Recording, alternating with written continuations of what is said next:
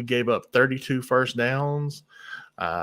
They were 8 of 19 on third down, 535 total yards, 393 passing, 142 rushing, and they won the time of possession 33 minutes to 27 minutes.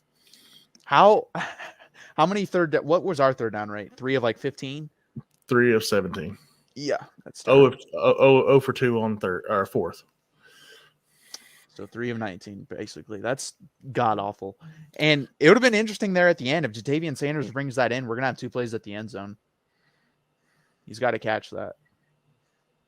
But guys, I think it's that time of the show where you hit that like button, you subscribe down below. This show is brought to you by Mark Rogers, the voice of college football. So again, please hit that like button. Please subscribe to the channel. Go over to his channel, like his content. Go over to all those other team channels, like their content, subscribe to them as well. Go over to D4 Sports, like his content, subscribe.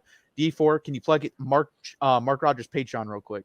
Yeah, man, Patreon. You get access to Mark's picks for the week.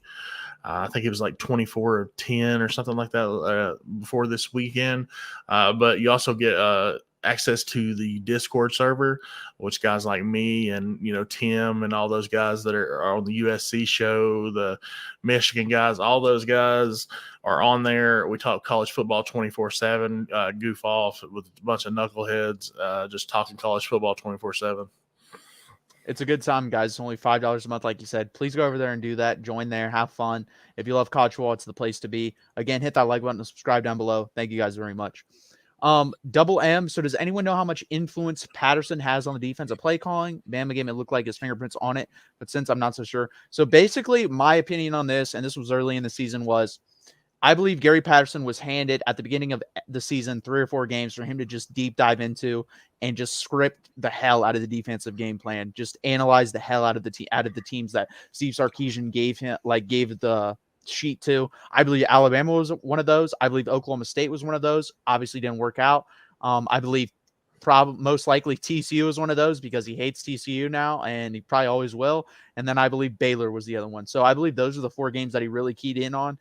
The rest of them, I think it's going to be mostly Kwiatkowski, week by week basis type of thing. But that's just my opinion on it. I don't know. That's just my guess.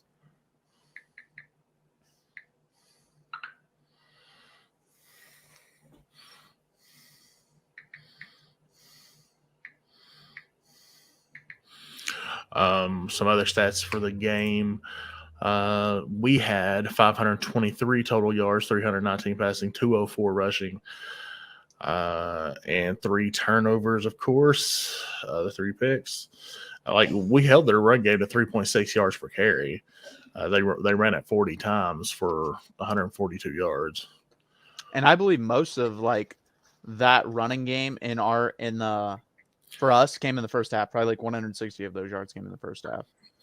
Bijan was spectacular in the first half. Obviously shut him down, and we didn't get creative on ways to get him the ball in the second half.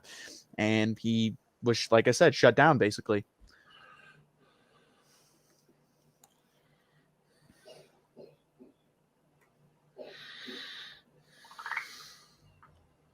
But obviously not a great game plan by us overall in the second half. No adjustments made on either side of the ball.